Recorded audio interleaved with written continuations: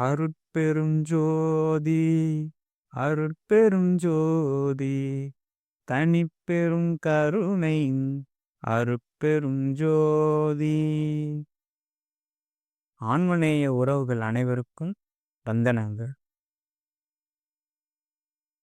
கட்டாலும் கணத்தாலும் கழிக்கின்ற பேயுலகீர் தலை சோர்ந்தாரை பொட்டாலும் துகிலாலும் புனைவித்து சுடுகின்று உதைக்க நேரி சுட்டாலும் சுடுமது கண்டுமதுடம்பு துடியாதென் சொல்லீர். உம்மை தொட்டாலும் தோஷம் உறும் விட்டாலும் கதி இல்லை மேல் சூழ்வீர் அன்றே என்று வள்ளல் பெருமானார் சமாதி வற்புறுத்தல் உள்ளிட்ட பல இடங்களில் இறந்த உடல்களை எரிக்கக்கூடாது என்று வற்புறுத்தி கூறுகின்றார். மேலும் இறந்த உடல்களை உதைக்கவே வேண்டும் எனவும் கூறுகின்றார். ஏன் வள்ளல் பெருமான் அவ்வாறு கூறுகின்றார் என்றால், ஒருவருக்கு மரணம் நேரிட்ட பட்சத்தில் அவர் உடம்பில் இருக்கின்ற ஜீவிப்பானது துண்டிக்கப்படுகின்றது. அந்த ஜீவன் அனுபவ பதிவுகளாக ஆன்மாவில் ஒடுங்குகின்றது. இதுவே உயிரடக்கம் எனப்படும்.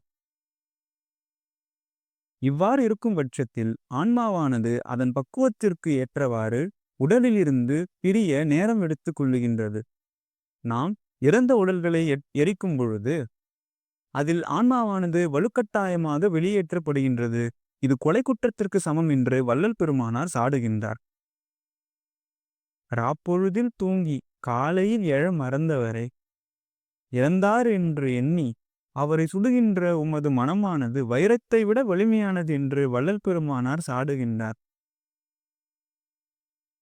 மேலும் இறந்தவர் உடலை நாம் எரிக்கும் பொழுது ஆன்மாவானது தச வாயுக்களோடு கூடி வலுக்கட்டாயமாக வெளியேற்றப்படுகின்றது. அந்த தச வாயுக்கள் யாதெனில் பிராணன், அபானன், சமானன், தியானன், நாகன், கிரகன், கூர்மன், தேவதத்தன், உதானன், தனஞ்சயன் முதலிட்ட தசவாயுக்கள் ஆகும். ஒருவருக்கு மரணம் நேரிட்ட பட்சத்தில் மூச்சுக்காற்று என்கின்ற பிராணன் முதலில் வெளியேற்றப்படுகின்றது. பின்பு ஒவ்வொரு படியாக வாயுக்கள் வெளியேற தொடங்குகின்றது. நாம் இறந்தவருடைய உடலை எரிக்கும் பொழுது ஆன்மாவோடு கூடி அந்த தசவாயுக்களும் வலுக்கட்டாயமாக வெளியேற்றப்படுகின்றது. இது அந்த ஆன்மாவுக்கு மரண வேதனையை அளிக்கின்றது. சாதாரணமாக ஒரு ஜீவன் உலகில் மனித பிறப்பு ஞானத்தை பெற வேண்டியே எடுக்கின்றது.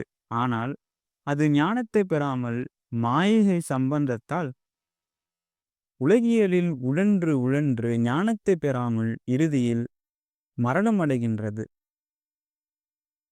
உலகியலில் இருக்கும் பொழுது அது படாத துன்பத்தை பட்டு இறுதியில் மரணம் அடையும் பொழுதும் துன்பத்தை படுகின்றது. பின்பு அந்த இறந்தவர் உடலை எரிக்கின்ற பட்சத்தில் அது மேலும் துன்பத்தை அனுபவிக்கின்றது.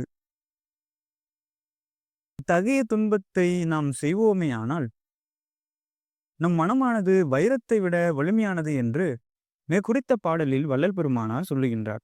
அதற்கு காரணம் இதுதான். எனவே நாம் இறந்த உடல்களை புதைக்கவே வேண்டும். இறந்த உடல்களை புதைக்கும் பொழுது ஆன்மாவானது உடலில் இருந்து இயற்கையாக வெளியேற்றப்படுகின்றது. எனவே நாம் ஆன்மாப்படும் துயரத்தை உணர்ந்து இறந்த உடல்களை புதைக்க முன்வருவோம். எந்தாய் தயவு அருட்பெரும் ஜோதி.